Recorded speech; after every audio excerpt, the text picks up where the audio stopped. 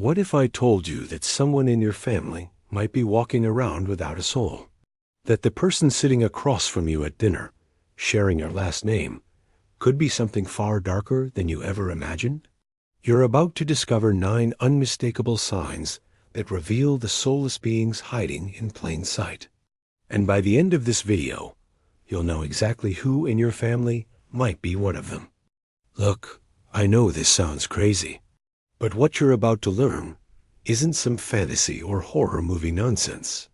Throughout history, cultures across the globe have documented encounters with beings that look human but lack something fundamental, something we call a soul.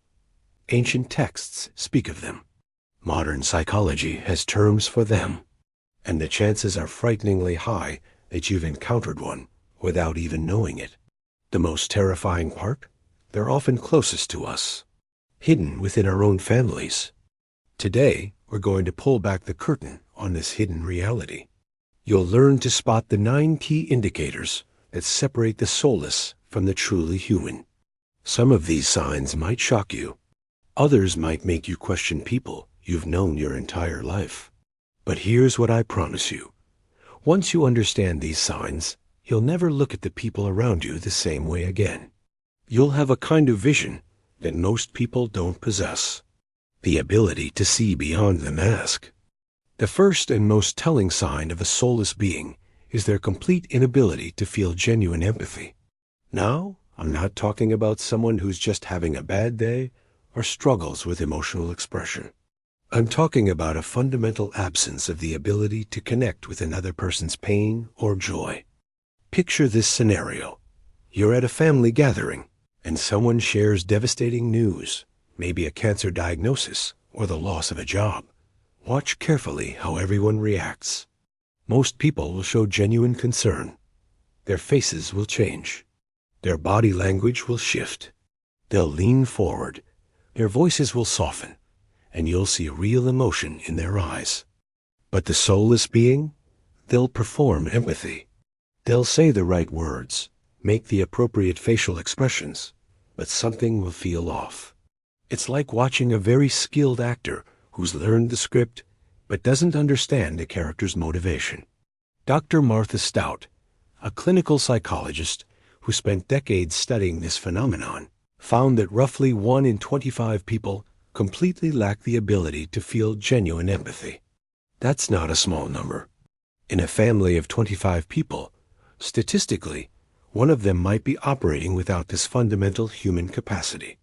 Here's what makes this particularly chilling. These beings often become experts at mimicking empathy. They study human reactions like a foreign language. They know that when someone cries, they should offer a tissue. When someone's hurt, they should say, "I'm sorry, but it's all performance." There's no genuine feeling behind it. You can test this. Pay attention to their eyes when they're offering comfort. Genuine empathy creates a specific look, a softening, a connection, a shared burden. The soulless being's eyes remain calculating, even when their mouth is saying caring words. I remember a case where a woman described her brother's reaction to their mother's death. While she and her other siblings were devastated, he handled all the funeral arrangements with cold efficiency. When people complimented him on being strong for the family, he soaked up the praise. But she noticed he never shed a tear, not once. And when she tried to share her grief with him, he would quickly change the subject or offer hollow platitudes that felt like he was reading from a script. This absence of empathy extends to animals too. Watch how they interact with pets. Most humans have an instinctive gentleness with animals, especially vulnerable ones. The soulless being might not be cruel. They're often too calculating for obvious cruelty, but they'll treat animals like objects. There's no spark of recognition, no sense of kinship with another living being.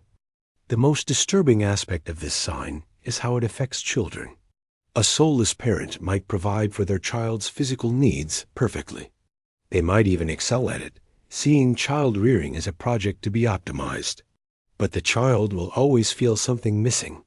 They'll struggle to articulate it, but there's a coldness, an absence of genuine nurturing that no amount of perfect parenting techniques can replace. The second sign is perhaps the most sophisticated and dangerous. Manipulation isn't just something they do. It's their primary form of communication. While most people occasionally manipulate others, for soulless beings, it's as natural as breathing. They don't see relationships as connections between souls. They see them as chess games where other people are pieces to be moved. Every conversation, every interaction, every gesture is calculated to achieve a specific outcome. They're not talking to you. They're working on you. This manipulation takes many forms, and they're masters of adapting their approach to their target. With insecure people, they use flattery and false validation. With strong personalities, they use challenges and competition. With caring people, they use guilt and obligation. They read people like books and know exactly which buttons to push. Here's what makes this particularly insidious. They often manipulate people into thinking they're the caring one, the reasonable one, the one who just wants what's best for the family. They position themselves as the victim or the hero, depending on what works best in the moment. Let me share a pattern that's terrifyingly common. A soulless family member will create a crisis, not obviously, but through a series of small actions that seem innocent on their own. Maybe they forget to pass along important information. Maybe they make a comment that they know will hurt someone. Maybe they share something confidential that they know will cause drama. Then, when the inevitable explosion happens, they swoop in as the peacemaker. They're the one trying to bring the family together. They're the one who's tired of all the fighting. They position themselves as the solution to a problem they created. The manipulation extends to gaslighting, making people question their own memories and perceptions. They'll tell you that conversation never happened. They'll insist you're overreacting. They'll claim you're the one causing problems. And they're so skilled at it that you might start to believe them. I knew a man who described his sister's behavior at family gatherings. She would make cutting remarks to different family members throughout the evening, always when others weren't listening. By the end of the night, everyone would be tense and upset, but no one could put their finger on why. When confronted, she would act genuinely confused and hurt, wondering why everyone seemed so angry with her. The most chilling aspect of this manipulation is how effortless it seems for them. They don't appear to struggle with guilt or second-guess themselves. They don't have internal debates about whether what they're doing is right. They simply see a desired outcome and work backward to figure out how to achieve it, using people as tools along the way. This is why relationships with soulless beings are so exhausting. You're not just having normal human interactions. You're constantly being worked on, pushed, pulled, and shaped according to their agenda. And because they're so skilled at it, you might not even realize it's happening until the damage is done. The third sign is subtle, but unmistakable once you know what to look for. Their emotional reactions are always slightly off, like a song played in the wrong key. They've learned to mimic human emotions, but they don't truly understand them, so their performances contain small but telling errors. Think about genuine human emotion. It's messy, complex, and often contradictory. When someone receives devastating news, they might laugh before they cry. When they're angry, they might also be hurt. When they're happy, they might also feel overwhelmed. Human emotions are layered, nuanced, and often irrational. But soulless beings treat emotions like costumes. They put on angry, or sad, or happy, like they're changing clothes. Their emotional displays are too clean, too simple, too perfectly aligned with what the situation seems to call for. Here's a specific example. Watch how they react to surprises. Genuine surprise creates a complex cascade of emotions. First, there's the startle response. Then confusion as the brain tries to process what's happening. Then the emotional reaction to whatever the surprise actually is. It's a messy, authentic sequence that's hard to fake convincingly. The soulless being will give you their version of surprise, but it will be too immediate, too clean, too perfectly calibrated. They skip the confusion phase because they're not genuinely processing new information. They're just delivering the performance they think the situation requires. Their anger is particularly telling. Genuine human anger usually comes from feeling hurt, frustrated, or powerless. It's connected to something deeper, but their anger is different.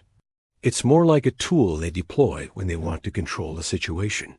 It turns on and off like a switch.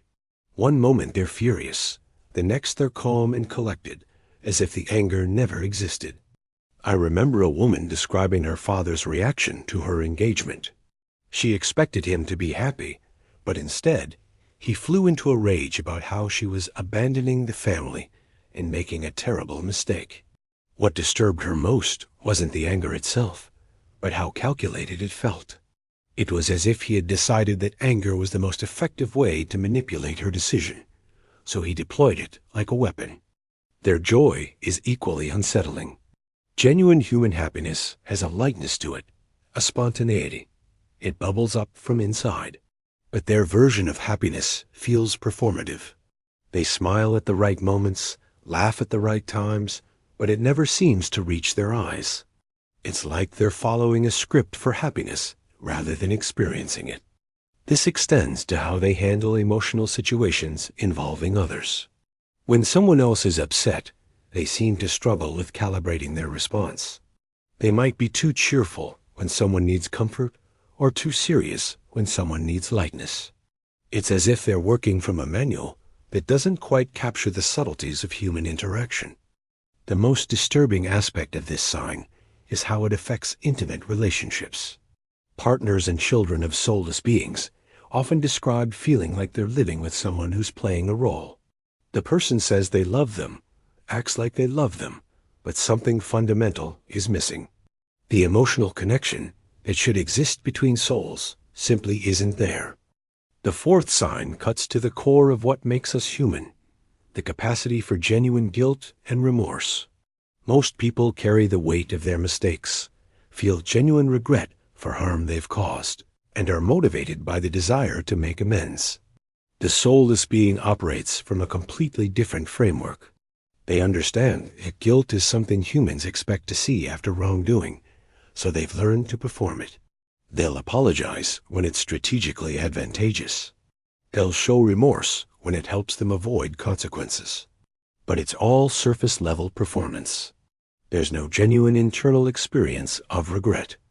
This becomes most apparent in how they handle being caught in lies or harmful behavior. A person with a soul, when confronted with evidence of their wrongdoing, will typically go through a complex emotional process. First, there might be defensive denial, but then comes the recognition, the shame, the genuine desire to make things right. You can see it in their body language, hear it in their voice, feel it in their energy. The soulless being's response is purely strategic. They're not processing the moral implications of their actions. They're calculating the best way to minimize consequences and maximize their advantage. They might cry, but the tears are a tool, not an expression of genuine emotion. Here's what makes this particularly chilling. They often become experts at appearing more remorseful than people who genuinely feel guilt. They've studied human responses to wrongdoing and learned to perform remorse more convincingly than someone who's actually experiencing it. They know that certain words, certain gestures, certain tones of voice will trigger forgiveness in others. I recall a case where a man discovered his wife had been systematically stealing money from their joint accounts to fund her shopping addiction. When confronted, she didn't just apologize. She gave an Academy Award-worthy performance of remorse. She cried, she begged forgiveness, she promised to change, she even offered to seek therapy. But what disturbed him most was how quickly she moved from devastation to practical planning. It was as if she had processed the situation, determined that remorse was the most effective response, and then executed it perfectly. The absence of genuine guilt also affects how they treat people they've wronged. Someone with a soul will often go out of their way to make amends, sometimes to an almost uncomfortable degree.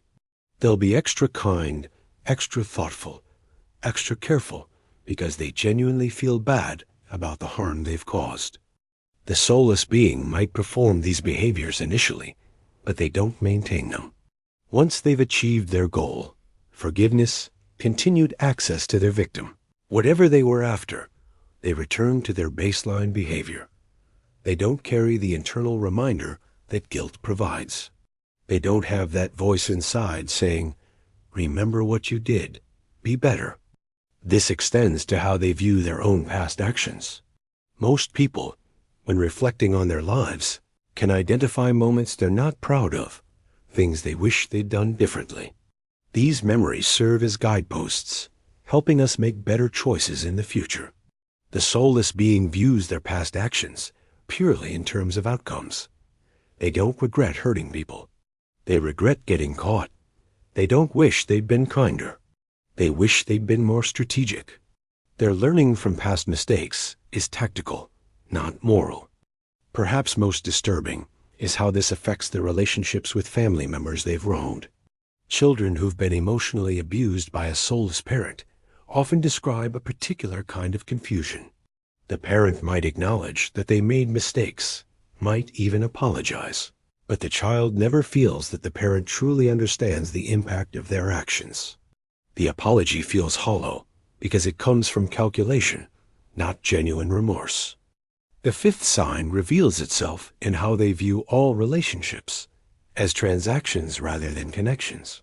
While most humans form bonds based on affection, shared experiences, and genuine care, the soulless being evaluates every relationship through a cost-benefit analysis.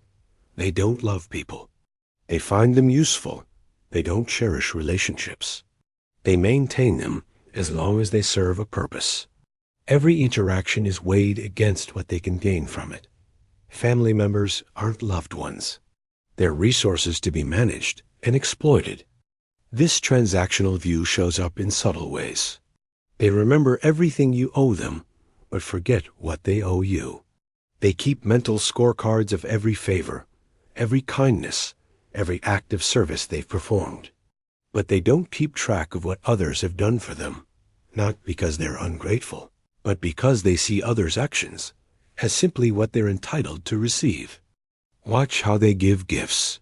A person with a soul gives gifts as an expression of love, connection, or gratitude. The joy is in the giving itself, in seeing the recipient's happiness. The soulless being gives gifts as investments. They're buying future compliance, creating obligation, or maintaining their image as a caring person. Their gifts often feel slightly off because they're not chosen from love, but from calculation. They might give expensive gifts that miss the mark completely, showing they don't actually know or care about the recipient's true preferences. Or they might give gifts that serve their own agenda, like giving someone a gym membership when they know that person is insecure about their weight. In family dynamics, this transactional approach creates a particularly toxic environment. Children learn that parental love is conditional on performance. Spouses discover that affection is tied to usefulness. Siblings realize that family bonds are maintained only as long as they serve the soulless member's interests. I remember a woman describing her mother's approach to family relationships. Her mother would help with babysitting, loan money, and provide emotional support, but always with strings attached. Every act of kindness came with an expectation of future reciprocation. The mother kept a detailed mental ledger of who owed her what, and she wasn't shy about collecting on those debts. What made this particularly disturbing was how the mother would use these investments to control family dynamics. If someone disagreed with her or didn't comply with her wishes, she would withdraw her support and remind them of all she had done for them. Family gatherings became exercises in managing her expectations and maintaining her approval. The transactional approach also affects how they handle conflict. Instead of working through problems because they value the relationship, they calculate whether the relationship is worth the effort. They don't fight for love. They fight for advantage. They don't seek resolution. They seek victory. This extends to how they maintain different relationships simultaneously. They might be charming and supportive to one family member, while being cold and demanding to another, based purely on what each person can do for them.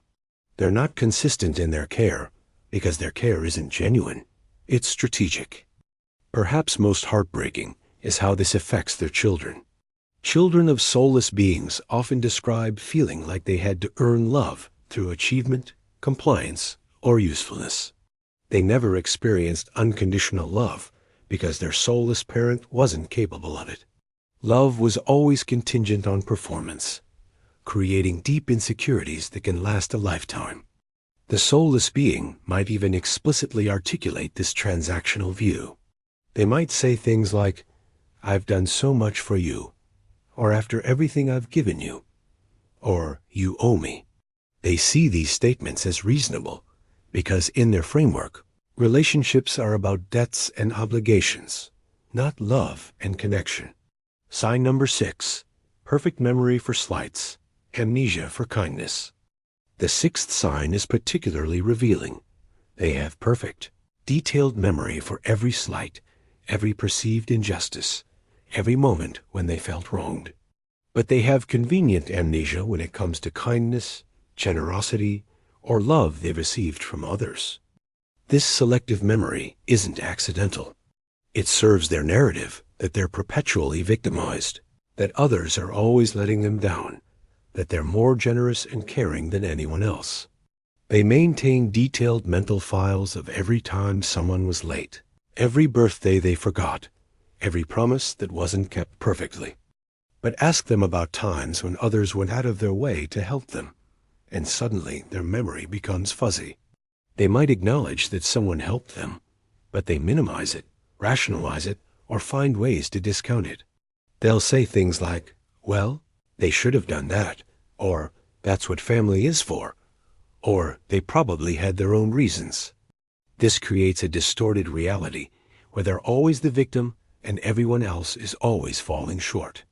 They build cases against people using their perfect memory for grievances while completely ignoring the evidence of love and care they've received. I knew a man who described his sister's approach to family history. She could recite in perfect detail every time someone had disappointed her over the past 20 years. She remembered the exact date his mother forgot to call her on her birthday in 1998. She could tell you precisely how many minutes late people were to various family gatherings. She maintained a mental catalog of every perceived slight and injustice. But she had no memory of the countless times family members had helped her. When she was going through a difficult divorce, 3 different family members took turns letting her and her children stay with them for months. When she needed money, relatives lent it to her without question. When she was sick, people dropped everything to help her. But none of this existed in her narrative about how poorly she was treated by family. This selective memory serves several purposes. It justifies their behavior toward others. It maintains their victim status. It creates leverage in relationships. And it prevents them from ever having to feel genuine gratitude or obligation. The most disturbing aspect of this sign is how it affects their perception of their own behavior. They remember every sacrifice they've made for others, but they forget or rationalize away the harm they've caused. They'll tell you about the time they helped someone move, but they won't remember the cruel things they said during the process. This creates a world where they're always the hero and everyone else is always the villain. They're the most generous person in the family, but somehow everyone else is selfish. They're the most caring person in the room, but somehow everyone else is cold. They're the most reliable person they know, but somehow everyone else is disappointing. This selective memory also affects how they handle apologies and reconciliation. When someone apologizes to them, they might accept it, but they never forget the original transgression. It goes into their permanent file on that person. But when they apologize to others, they expect immediate forgiveness, and they're genuinely surprised when people don't immediately forget their actions. The weaponization of this selective memory is particularly toxic in family settings. They'll bring up incidents from years or decades ago to justify current behavior or to win arguments. They'll say things like, Remember when you didn't invite me to ... Or, you've never appreciated how I ... Or, I'm the only one who ever. Sign number 7. Emotional vampirism. They feed on drama. The 7th sign is perhaps the most destructive. They're emotional vampires who feed on drama, conflict, and emotional chaos. While most people seek peace and harmony in their relationships, the soulless being thrives on emotional turbulence. They don't just tolerate drama, they need it. This isn't about being dramatic themselves, though they often are. It's about their deep need to be at the center of emotional chaos. They're most alive when emotions are running high, when people are upset, when there's conflict and tension. Peaceful family gatherings make them restless. Harmony makes them uncomfortable. They need the emotional energy that comes from drama. They create this drama in sophisticated ways. They might share sensitive information that they know will cause problems. They might make comments designed to trigger insecurities. They might create false emergencies or crises that require everyone's attention. They might play family members against each other by sharing different versions of events. What makes this particularly insidious is that they often position themselves as the victim or the peacemaker in the dramas they create. They'll start the fire and then complain about the smoke. They'll push people to their breaking point and then act shocked when those people finally explode. I remember a woman describing her mother's behavior at family gatherings. Her mother would arrive early and spend time talking to different family members individually, sharing concerns about others. She would tell one sibling that another seemed depressed. She would mention to an aunt that a nephew seemed to be struggling financially. She would confide in a cousin that she was worried about someone's marriage. By the time everyone gathered, the air was thick with tension. People were watching each other, worried about each other, wondering what was really going on. The mother would sit in the center of it all, soaking up the emotional energy, playing the concerned matriarch who was just trying to keep the family together. The emotional vampirism extends to how they handle good news from others.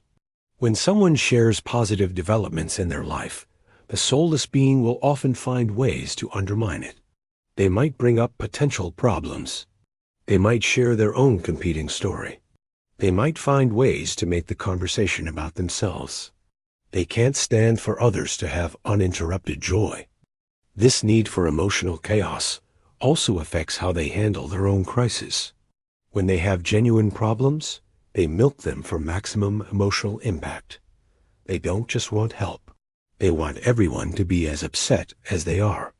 They want family members to drop everything, to worry constantly, to make their crisis the center of everyone's world. But here's the truly disturbing part. They often don't actually want solutions to their problems. They want the ongoing drama. When people offer practical help or solutions, they'll find reasons why those won't work. They want to remain in crisis, because crisis keeps them at the center of attention. The emotional vampirism is particularly harmful to sensitive family members. Children, elderly parents, and anyone who's naturally empathetic becomes their primary food source. These family members feel drained after interactions with the soulless being, but they often can't articulate why. They just know that being around this person is exhausting.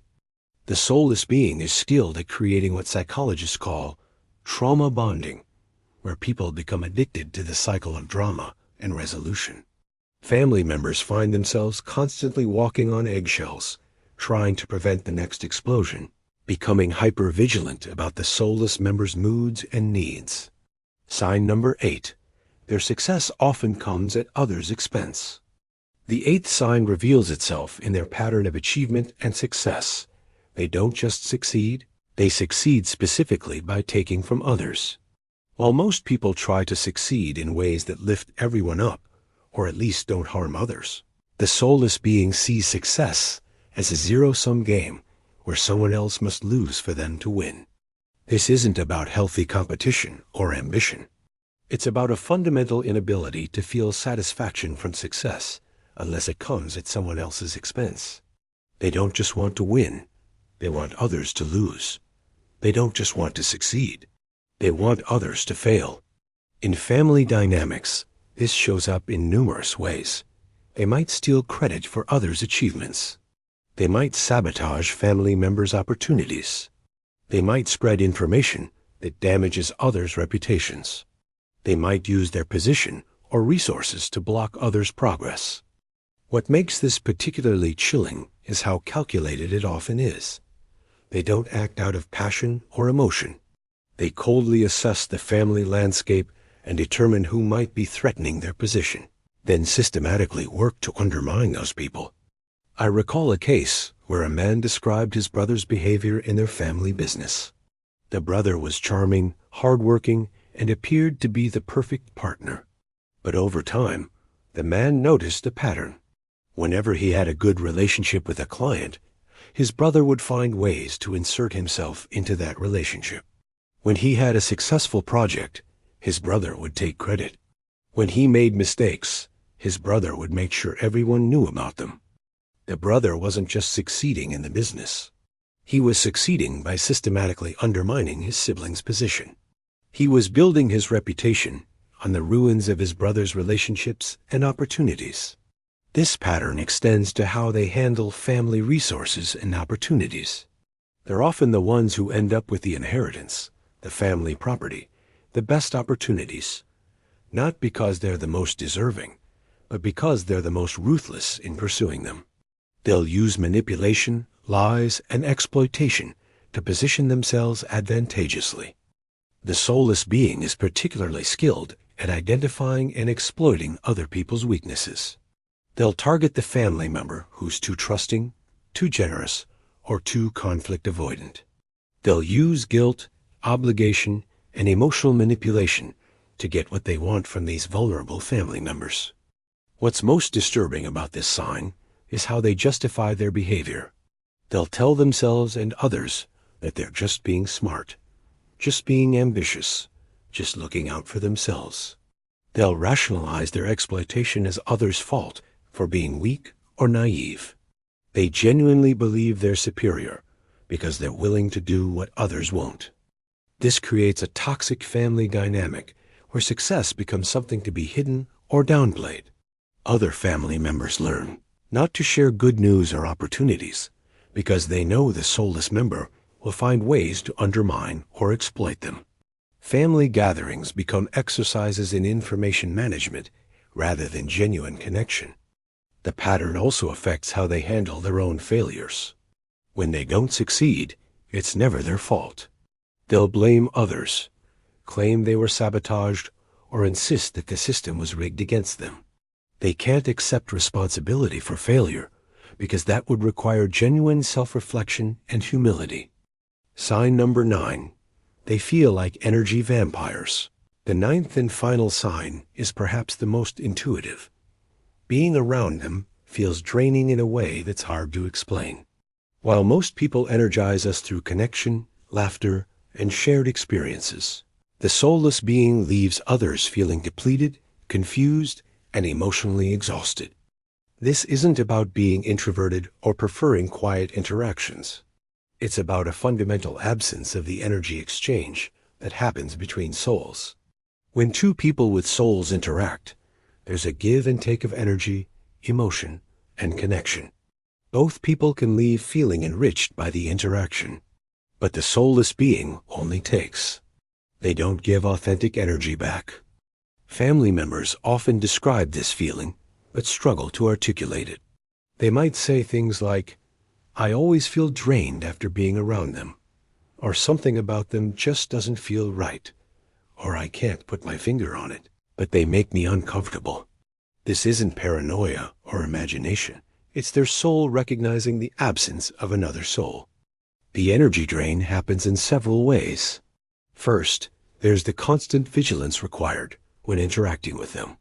Because they're always working an angle, always pursuing an agenda, other people unconsciously become hyper-alert.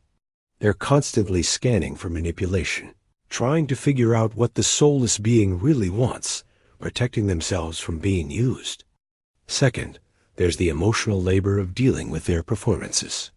It's exhausting to interact with someone who's always playing a role, always presenting a false version of themselves. Your soul knows something is off, even if your conscious mind can't identify what it is. This creates a constant low-level stress that accumulates over time. Third, there's the frustration of never having a genuine connection. Deep down, humans crave authentic interaction. We want to be seen, understood, and appreciated for who we really are. The soulless being can't provide this because they don't have the capacity for genuine connection. Interactions with them always feel hollow, leaving others with a sense of emptiness and loneliness. I remember a woman describing her feelings after visiting her sister. She said she always looked forward to these visits, hoping for connection and sisterly bonding. But she consistently left feeling deflated and confused.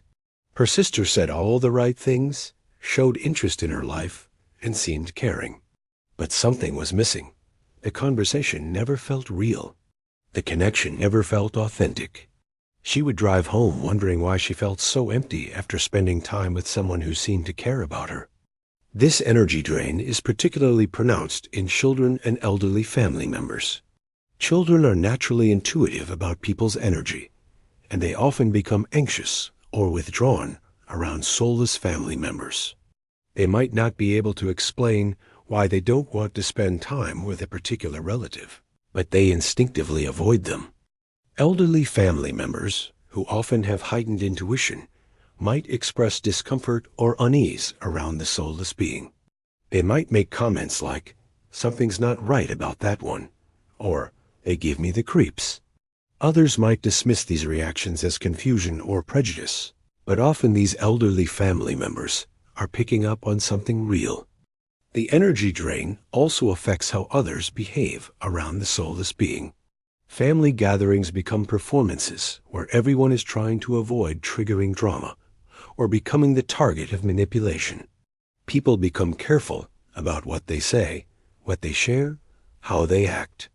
The natural joy and spontaneity of family interaction gets replaced by caution and vigilance. Perhaps most tragically, this energy drain affects the soulless being's closest relationships. Spouses might find themselves constantly exhausted, wondering why their marriage feels so hollow. Children might struggle with unexplained anxiety or depression. The people who should be most nourished by these relationships instead find themselves depleted. The soulless being, of course, doesn't understand why people seem to avoid them or why relationships don't last. They might blame others for being too sensitive or unable to handle a strong personality. They don't realize that their fundamental inability to connect soul to soul makes them energetically toxic to others. Now that you understand the 9 signs, let's talk about what makes soulless beings within families particularly dangerous. Unlike strangers or acquaintances, family soulless beings have unprecedented access to your life, your vulnerabilities, and your resources. They know your history, your weaknesses, your fears, and your dreams. And they use all of this information against you. The family structure itself provides them with perfect cover. Society expects family members to love each other, to support each other, to give each other the benefit of the doubt. This makes it incredibly difficult for their victims to recognize what's happening, or to get others to believe them when they try to explain. The soulless family member often positions themselves as the victim, the misunderstood one, the one who's trying their best but can't seem to make others happy. They're skilled at playing the martyr, making others feel guilty for questioning their motives or setting boundaries. They also use family loyalty as a weapon. They'll say things like, "Family comes first," or "We need to stick together," or "Blood is thicker than water." They weaponize these concepts to maintain access to their victims and to prevent others from intervening. Perhaps most insidiously, they often target the most vulnerable family members. They'll focus on children who can't defend themselves, elderly parents who might be confused or dependent, or family members who are going through difficult times. They're predators who hunt within their own pack. The long-term damage they cause is devastating. Children who grow up with soulless parents often struggle with their own identity, self-worth, and ability to form healthy relationships. They might not even realize that their childhood was abnormal because it's all they've ever known. Spouses of soulless beings often develop anxiety, depression, and complex trauma. They might stay in these relationships for years, trying to fix something that can't be fixed, trying to love someone who's incapable of love. Other family members might find themselves walking on eggshells, managing their own behavior to avoid triggering the soulless being's wrath. Family gatherings become tense affairs where everyone is performing their role rather than enjoying genuine connection. If you've recognized these signs in a family member, the first step is accepting the reality of what you're dealing with. This isn't someone who's just going through a difficult time or who needs more understanding. This is someone who fundamentally operates from a different framework than you do. The most important thing to understand is that you cannot fix them. You cannot love them into having a soul. You cannot argue them into developing empathy. You cannot manipulate them into becoming genuine. They are what they are, and your energy is better spent protecting yourself and other vulnerable family members. Setting boundaries is crucial, but it's also challenging with family members. You might not be able to cut them out of your life completely, but you can limit their access to your emotional, financial, and personal resources. Don't share sensitive information with them. Don't rely on them for emotional support. Don't expect them to change. If you have children, protecting them from this soulless family member is paramount.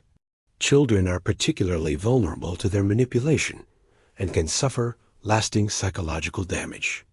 Don't force children to have relationships with family members who drain their energy or make them uncomfortable. Document interactions with the soulless family member. Keep records of their behavior, their lies, their manipulations. This serves two purposes. It helps you maintain clarity about what's really happening, and it provides evidence if you ever need to involve authorities or legal professionals. Consider seeking professional help. Therapists who understand narcissistic personality disorder, antisocial personality disorder, or psychopathy can provide valuable insights and coping strategies. They can help you process the trauma of discovering that someone you loved doesn't have the capacity to love you back. Build a support network outside the family. Having friends and chosen family who can provide genuine, emotional support becomes crucial when dealing with a soulless family member. These relationships can remind you what healthy connections feel like and provide perspective when you're being gaslit or manipulated. Trust your instincts. If something feels wrong, it probably is. Your soul recognizes the absence of another soul, even when your logical mind is trying to explain away the red flags. Don't let anyone convince you that you're overreacting or being too sensitive. Remember that protecting yourself isn't selfish. It's necessary. You can't help others if you're being drained and manipulated. Taking care of your own emotional and psychological well-being is the foundation for being able to protect other vulnerable family members. Understanding the existence of soulless beings within families forces us to confront some uncomfortable truths about human nature and the assumptions we make about those closest to us. We want to believe that all humans have the capacity for love, empathy, and genuine connection. We want to believe that family bonds are sacred and unbreakable. But the reality is that some people are fundamentally different. They look like us, they speak like us, they might even be related to us, but they're missing something essential. They're biological humans without souls, and recognizing this can be both liberating and terrifying. It's liberating because it finally explains why some relationships feel so hollow, why some family members seem so impossible to connect with, why you've always felt like something was wrong but couldn't put your finger on it. It validates your experiences and your instincts. It's terrifying because it means that the people we trust most might be the ones who are most capable of harming us. It means that love and loyalty can be weaponized against us. It means that we're not as safe as we thought we were. But knowledge is power. Understanding these signs gives you the ability to protect yourself and your loved ones. It allows you to make informed decisions about how much access to give certain family members. It helps you set appropriate boundaries and expectations. One of the most disturbing aspects of soulless beings is how they affect multiple generations. Their children often struggle with attachment issues, trust problems, and difficulty forming healthy relationships. They might not even realize that their childhood was abnormal because it's all they've ever known. These children might grow up to be people pleasers, constantly trying to earn love that can never be genuinely given. They might become hypervigilant about others' emotions, trying to prevent the kind of explosions they lived with as children. They might struggle with their own identity because they never experienced unconditional love. Some children of soulless parents develop their own emotional problems. They might become anxious, depressed, or develop personality disorders of their own. The trauma of being raised by someone incapable of genuine love can have lasting psychological effects. In some cases, the soulless being's traits might be genetic or learned, creating a cycle that continues through generations. Children might learn that manipulation is normal, that relationships are transactional, that empathy is weakness. Breaking this cycle requires conscious effort and often professional intervention. Grandchildren can also be affected, even if they have loving parents. The soulless grandparent might try to undermine the parent's authority, manipulate the children, or create chaos in the extended family.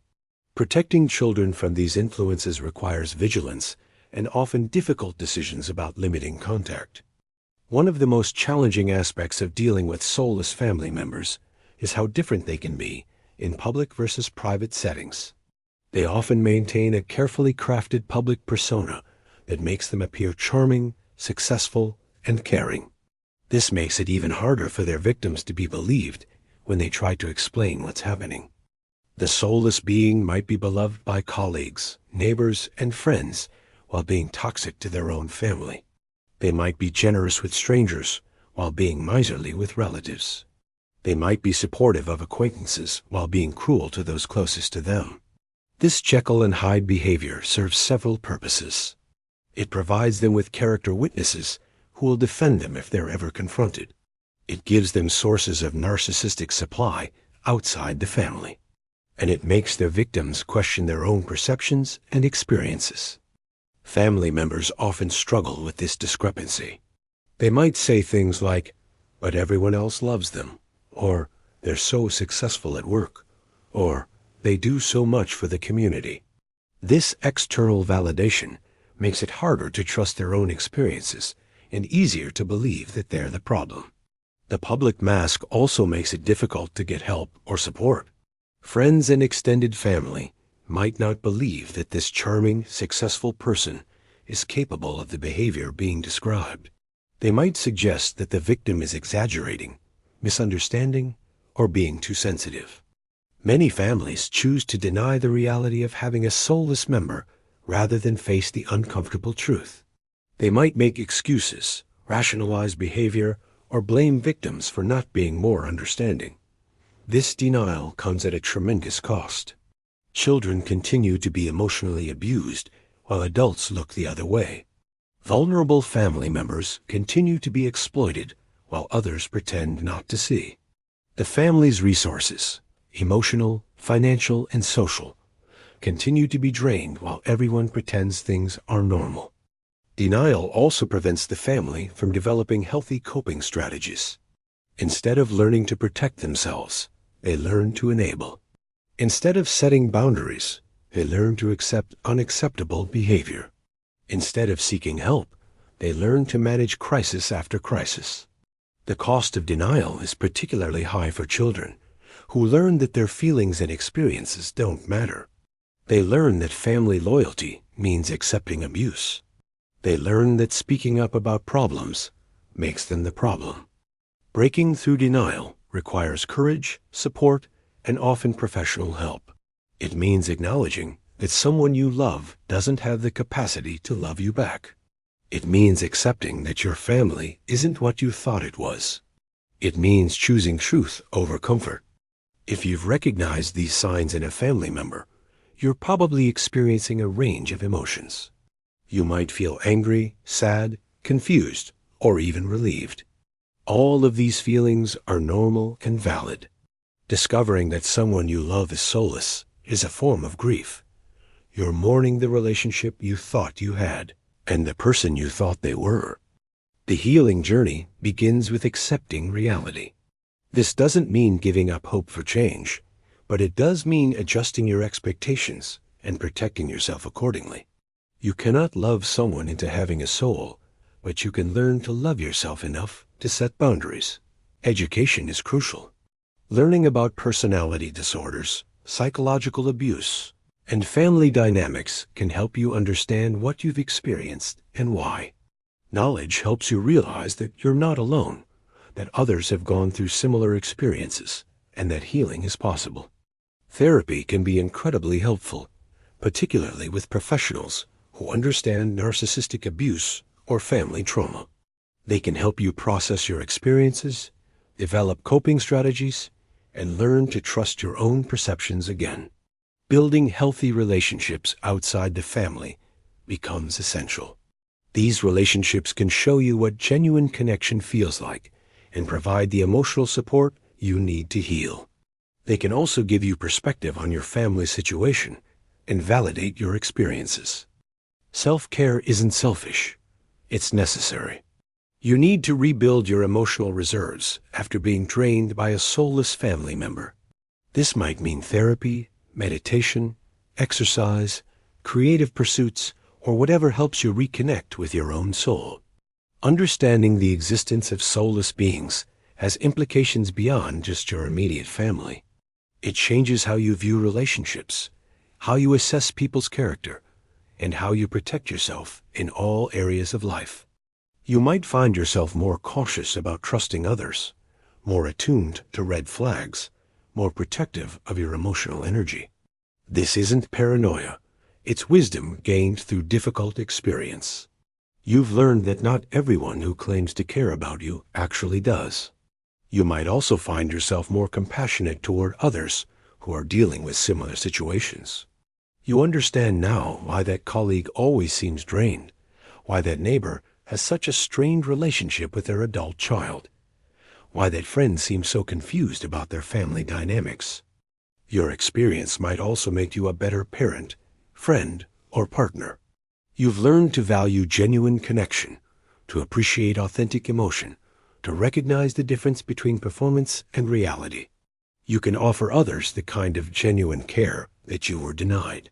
The ultimate truth about soulless beings is that they exist. They're more common than we'd like to believe, and they often hide in plain sight within our own families. Recognizing this reality isn't about becoming cynical or paranoid. It's about protecting yourself and your loved ones from people who can cause tremendous harm. Not everyone who exhibits some of these behaviors is soulless. People can be selfish, manipulative, or emotionally unavailable for many reasons. But when you see most or all of these signs consistently over time, when the pattern is clear and unchanging, when your own soul tells you something is fundamentally wrong, trust that feeling. You deserve relationships that nourish your soul, not drain it. You deserve family members who genuinely care about your well-being, not those who see you as a resource to be exploited. You deserve love that's real, not performed. The soulless beings in your family might never change, but you can change how you relate to them. You can protect yourself, set boundaries, and choose relationships that feed your soul rather than starve it.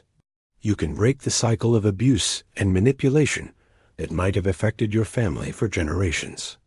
If this video has opened your eyes to the reality of soulless beings in your family, take action.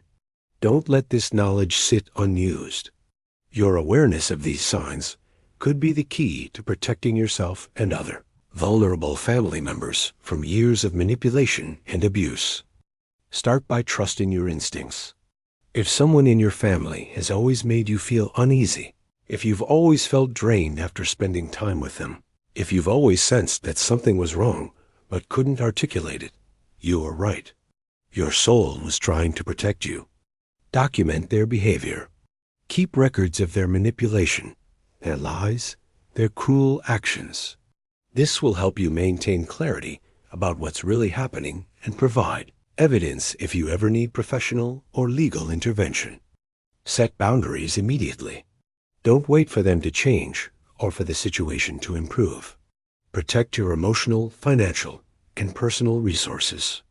Limit their access to sensitive information about your life. If you have children, protect them at all costs. Don't force them to have relationships with family members who make them uncomfortable. Their instincts are often more accurate than adult logic clouded by obligation and denial. Seek professional help if you need it. Therapists who understand personality disorders and family trauma can provide invaluable support and guidance. There's no shame in getting help. There's only wisdom in recognizing when you need it.